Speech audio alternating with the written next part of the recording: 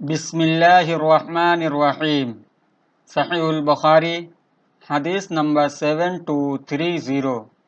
کتاب نیک ترین آرزوؤں کے جائز ہونے کے بیان میں باب نبی کریم صلی اللہ علیہ وسلم کا ارشاد، اگر مجھے پہلے سے وہ معلوم ہوتا جو بات کو ہوا۔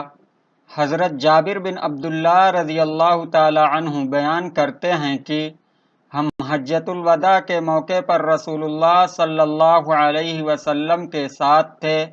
ہم نے حج کے لیے تلبیہ کہا اور 4 ذی الحجہ کو مکہ پہنچے۔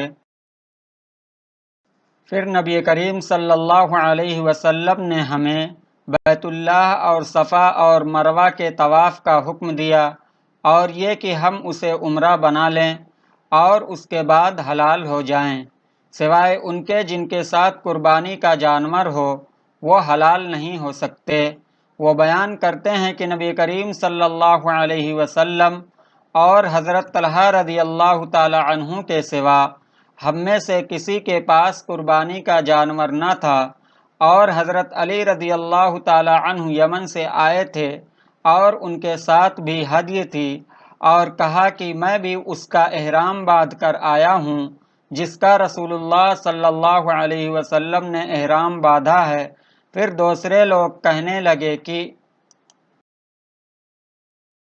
کیا ہم اپنی عورتوں کے ساتھ صحبت کرنے کے بعد منا جا سکتے ہیں، اس حال میں کہ ہمارے ذکر منی ٹپکاتے ہوں؟ نبی کریم صلی اللہ علیہ وسلم نے اس پر فرمایا کہ جو بات مجھے بعد میں معلوم ہوئی، اگر پہلے ہی معلوم ہوتی تو میں ہدی ساتھ نہ لاتا، اور اگر میرے ساتھ ہدی نہ ہوتی تو میں بھی حلال ہو جاتا۔ حضرت جابر رضی اللہ تعالی عنہ مزید بیان کرتے ہیں کہ نبی کریم صلی اللہ علیہ وسلم سے سراقہ بن مالک نے ملاقات کی۔ اس وقت آپ صلی اللہ علیہ وسلم بڑے شیطان پر رمی کر رہے تھے، اور پوچھا، یا رسول اللہ، کیا یہ ہمارے لیے خاص ہے؟ آپ صلی اللہ علیہ وسلم نے فرمایا کہ نہیں، بلکہ ہمیشہ کے لیے ہے۔ راوی کہتے ہیں کہ حضرت عائشہ رضی اللہ تعالی عنہا بھی مکہ آئی تھیں، لیکن وہ حائضہ تھیں، تو نبی کریم صلی اللہ علیہ وسلم نے انہیں تمام اعمال حج ادا کرنے کا حکم دیا۔ صرف وہ پاک ہونے سے پہلے طواف نہیں کر سکتی تھیں اور نہ نماز پڑھ سکتی تھیں۔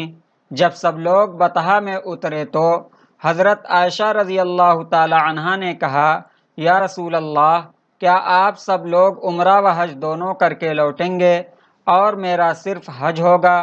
راوی کہتے ہیں کہ پھر نبی کریم صلی اللہ علیہ وسلم نے عبد الرحمن بن ابی بکر صدیق رضی اللہ عنہما کو حکم دیا کہ حضرت عائشہ رضی اللہ تعالی عنہا کو ساتھ لے کر مقام تنعیم جائیں۔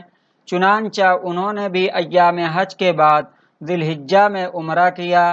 صحیح البخاری حدیث نمبر 7230۔